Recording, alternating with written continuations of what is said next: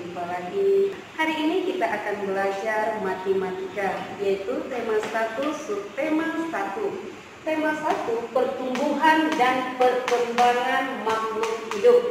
Subtema 1, ciri-ciri makhluk hidup. Nah, di matematika kali ini kita akan belajar tentang membaca dan menulis bilangan. Nah, di kelas 1 dan kelas 2 pastinya kamu sudah pernah belajar tentang membaca dan menulis bilangan. Kita tinggal mengulang kembali pelajaran yang sudah pernah kamu dengarkan dari ibu-ibu guru sebelumnya. Nah, contohnya nomor 1, kita akan menuliskan bilangan dan membacanya. Bilangan yang pertama adalah 1000, dibaca 1000. Yang kedua 2000, dibaca 2000. Yang ketiga 3000, dibaca 3000. Selanjutnya 4100, dibaca 4100. Selanjutnya 4250, dibaca 4250.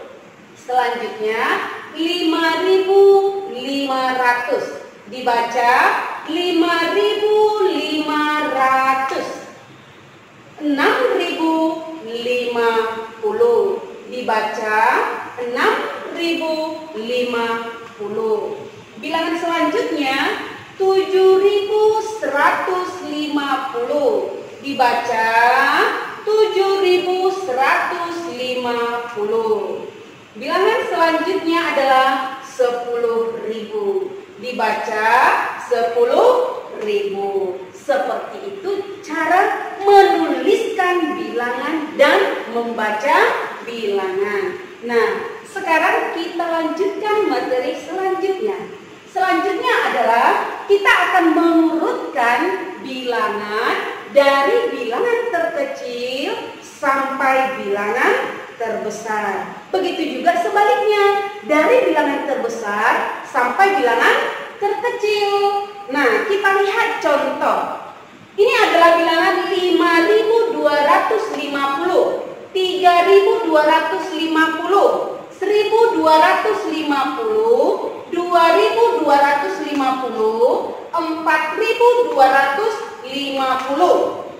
Bilangan ini adalah masih bilangan yang diacak, belum tersusun rapi. Nah, kita disuruh di sini mengurutkan bilangan dari yang terkecil. Nah, untuk mengetahui bagaimana caranya mengurutkan bilangan terkecil, kita lihat dulu bilangan yang paling kecilnya, yaitu yang pertama adalah bilangan terkecil dimulai dari bilangan 1250. Dan yang kedua kita lihat di sini 2250. Bilangan yang ketiga kita lihat 3250. Bilangan yang keempat 4250. Dan bilangan yang terakhir yang paling besar adalah 5250. Nah, sekarang sudah berurutan. Jadi beda seperti yang di atas. Kalau di atas masih diacak bilangannya.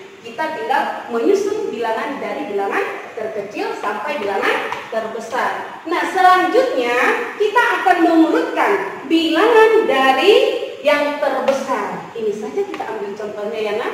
Kita lihat mana yang paling besar. Gampang sih, mudah sekali untuk mengurutkannya. Kita lihat bilangan yang paling besarnya. Nah, bilangan yang paling besar tentunya kita lihat dari bilangan pertama, yaitu bilangan ribuan yang terbesar. Lihat, angka 5. Berarti kita tinggal mengurutkan 5250, 4250, 3250, 2250, 1250.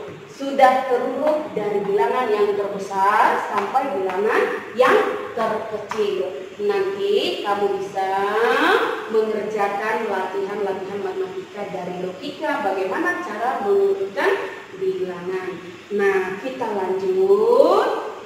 Nah, di sini kita lihat bagaimana cara menentukan nilai tempat suatu bilangan. Supaya lebih mudah membaca bilangan, kita akan mengetahui atau menggunakan aturan nilai tempat. Nah, contohnya di sini ada bilangan 1450, dibaca 1450. Nah, untuk mengetahuinya bisa kita gunakan tabel.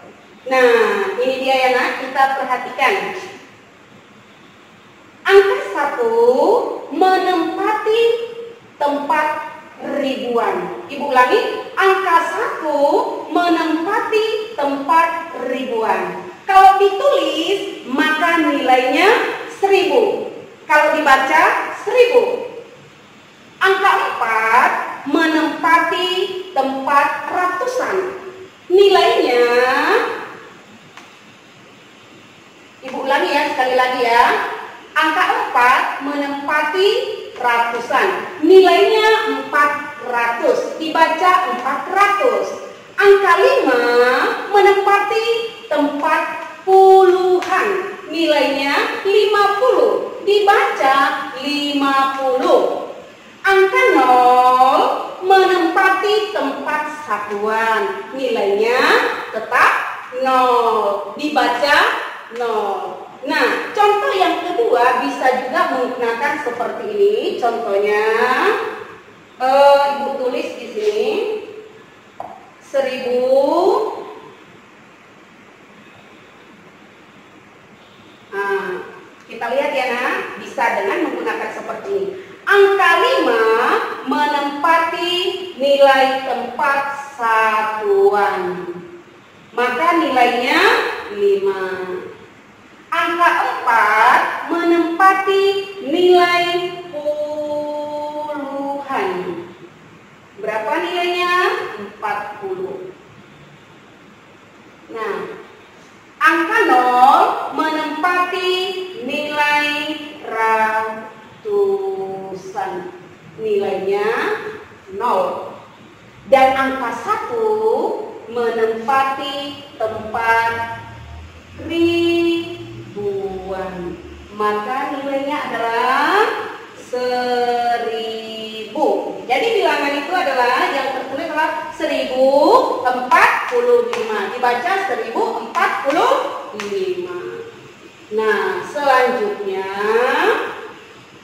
kita akan melakukan penjumlahan dengan cara bersusun ke bawah. Nah, di kelas 1 dan kelas 2 juga kamu sudah belajar tentang penjumlahan. Nah, bagaimana cara melakukan penjumlahan dengan cara bersusun ke bawah? Kita lihat contoh berikut. Nah, ada di sini 1200 ditambah 300. Kita sama-sama mencari hasilnya. Kita lihat ya. Nah, 1200 ditambah 3000. Kita jumlahkan. Nah, antara bilangan satuan dengan satuan harus sejajar. Puluhan dengan puluhan juga sejajar. Ratusan dengan ratusan sejajar. Dan ribuan dengan ribuan harus sejajar, supaya kita bisa lebih mudah untuk menjumlahkan bilangan tersebut. Nah, 0 ditambah 0 berapa? 0. 0 ditambah 0, 0. 2 ditambah 0 tetap 2. Nah, 1 ditambah 3 sama dengan 4. Maka hasil bilangan penjumlahan berikut ini adalah 4200. Nah, terus penjumlahan berikutnya. Oke, yang kedua kita lanjut. Ada di sini 700 ditambah 700. Kita lihat bagaimana cara penjumlahannya, cara bersusun ke bawah, sama seperti contoh yang pertama tadi, yaitu harus sejajar antara ini sekarang sudah satuan ditambah satuan atau 0 ditambah 0 sama dengan 0 hasilnya. 0 ditambah 0 ini adalah puluhan, 0 ditambah 0 sama dengan 0 ratusan. 7 ditambah 7, ayo berapa? 7 ditambah 7 sama dengan 14. Jadi bilangkan aja nanti ya. Oke, contoh yang kedua. Contoh yang kedua adalah 5.650 ditambah 2.120. Kita cari hasilnya. Kita buat dengan cara bersusun ke bawah. 5.650 ditambah 2.120. Kita tambahkan. Tetap harus berurutan. Satuan ditambah satuan, puluhan ditambah puluhan, ratusan ditambah ratusan, ribuan ditambah ribuan, harus sejajar. Tidak boleh tidak sejajar. Kalau nanti tidak sejajar, penjumlahannya nanti tidak akan dapat. Oke, kita jumlahkan. 0 ditambah 0, 0. 5 ditambah 2, hasilnya 7. 6 ditambah 1, 7. Nah, 5 ditambah 2, hasilnya 7. Berarti hasil penjumlahan dari bilangan 5.650 ditambah 2.120 adalah 7.770. Sekarang kita lanjut.